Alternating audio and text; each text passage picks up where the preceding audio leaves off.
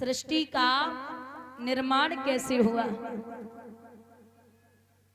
तो भगवान विष्णु की नाभि से कमल, कमल से ब्रह्मा, ब्रह्मा की दो संतानें पैदा हुई हैं, मनु और शतरूपा। मनु और शतरूपा की 5 संतानें पैदा हुई हैं, 3 बेटियां और 2 बेटे। बुजुर्गों, एक बात याद रखना, हम और आप मनु महाराज के ही वंशज हैं। कुछ लोगों की एक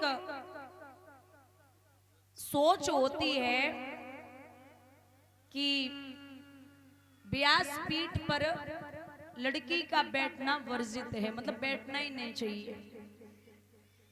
अगर इतना ही था तो जब सृष्टि का निर्माण हुआ था तो ब्रह्मा जी सिर्फ पुरुष को ही पैदा करते, स्त्री पैदा करने की कोई जरूरत नहीं थी। अगर स्त्री पैदा करनी थी तो फिर आप लोग कैसे सोच सकते हो या समाज कैसे सोच सकता है कि स्त्री जाति को कभी व्यासपीठ पे नहीं बैठना चाहिए। देवी भागवत में स्वयं मां जगदम्बा ने भागवत श्रवण कराई थी, तो आप यहाँ लोगों की सोच का क्या करोगे। हम और आप मनु महाराज के ही वंशज हैं। यहाँ हमारे संत बैठे हैं। दुनिया जो है वो 3 चीजों से बनी है, सतोगुण, रजोगुण और तमोगुण। और विज्ञान कहता है कि दुनिया 3 चीजों से बनी है, इलेक्ट्रॉन, प्रोटॉन और न्यूट्रॉन। और जो ज्यादा पढ़े लिखे हैं वो कहते हैं कि दुनिया गॉड ने बनाई है। गॉड की फुल फॉर्म होती है जी माने जनरेटर, ओ माने ऑपरेटर और डी माने डिस्ट्रॉयर। जनरेटर का मतलब है बनाने वाला, ऑपरेटर का मतलब है पालन करने वाला और डिस्ट्रॉयर का मतलब है मारने वाला। बनाने वाले ब्रह्मा जी, पालन करने वाले विष्णु जी और मारने वाले भगवान भूतनाथ भोले बाबा। दुनिया 3 चीजों से ही बनी है।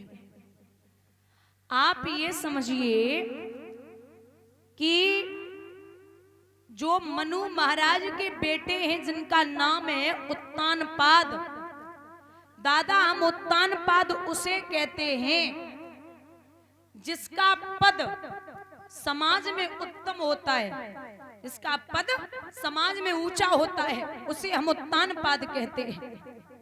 और पत्नी है जिसका नाम है सुनीति, सुनीति हम उसे कहते हैं जिसकी सुंदर नीति हो और जो घर परिवार में नीति चाहती हो। ये अयोध्या नगरी के राजा हैं। हम अयोध्या उसे कहते हैं जिस राज्य को कभी भी किसी भी राज्य ने युद्ध में न जीत पाया हो, उस नगरी का नाम है अयोध्या। उत्तानपाद की प्रथम प्रिया सतियों में लेखी जाती थी और वो परम विनीता नीतिपति रानी सुनीति कहलाती थी। प्रेम, व्यवहार, लगाव, लोगों की इज्जत बहुत अच्छे से करना आता था। और माताओं, एक बात बताइए, एक उदाहरण देती हूं आपको। खीर बनानी आती है? खीर आते? काका पत्तो है सब चीज, मतलब डोरा मिर्चे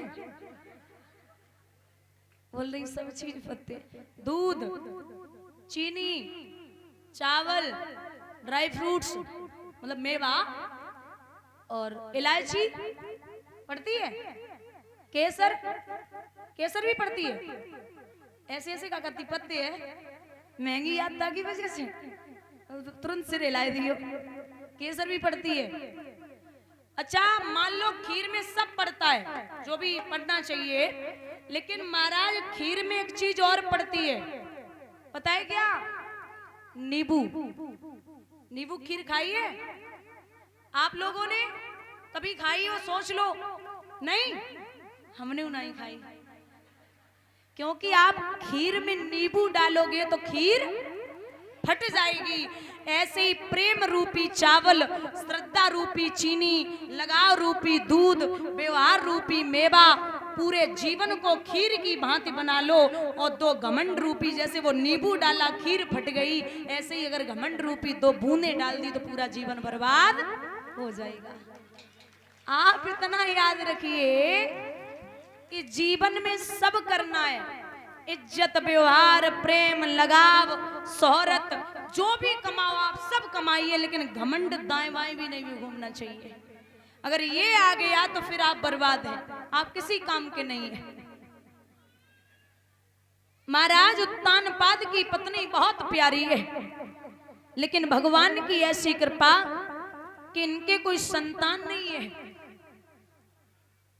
और भगवानों बड़े विलक्षण हैं माताओं।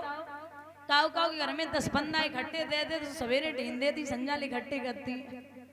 और काऊ घर में एक बिटियों ने देवे, उसकी नीति है। और कछु तो माताएं हमने ऐसी देखी, खुद की लिपस्टिक कबहू न छोटे, लला की मोमबत्ती कबहू न पूजे। बड़ी आफत है माताओं। कोई संतान नहीं है इनके, तो याद करके भगवान को एक बात कही है मैया सुनीति ने।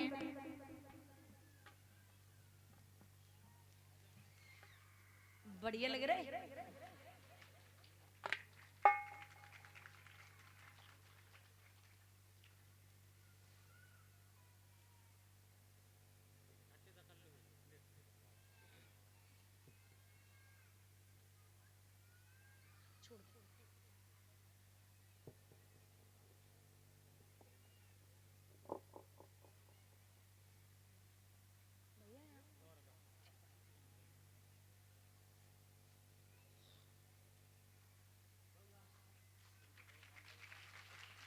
देखो चटर पटर।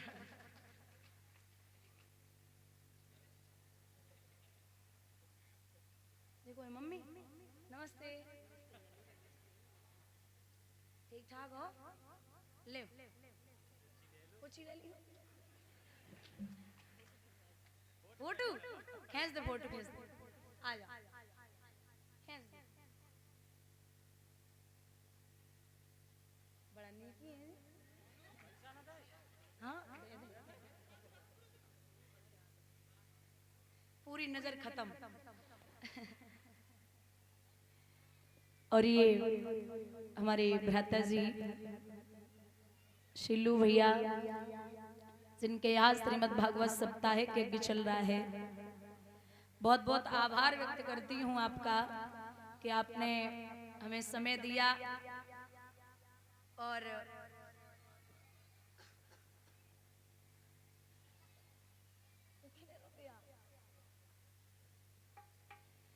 और आप लोगों के दर्शन कराए।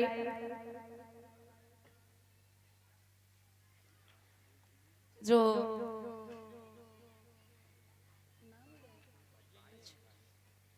और ये सभी भाइयों की तरफ से,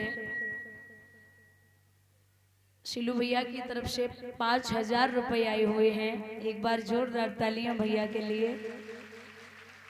और उनके भ्राता जी, उनकी तरफ से 1100 रुपए आए हुए हैं।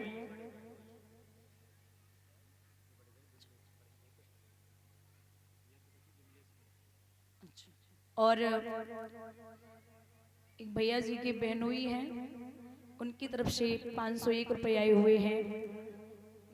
1100 रुपए आए हुए हैं। और भैया की और भ्राता जी हैं, उनकी तरफ से भी 1100 रुपए आए हुए हैं।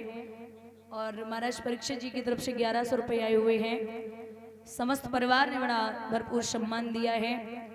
कान्हा जी का आशीर्वाद हमेशा आप पर बना रहे और कृष्ण धन के भंडार आपके घर में भरते रहें। आपकी आने वाली पीढ़ियां आपका नाम रोशन करें। कृष्ण की कृपा हमेशा आप पर बरसती रहे, यही कन्हैया से अभिलाषा और आकांक्षा है। बोलिए गोविंद भगवान की।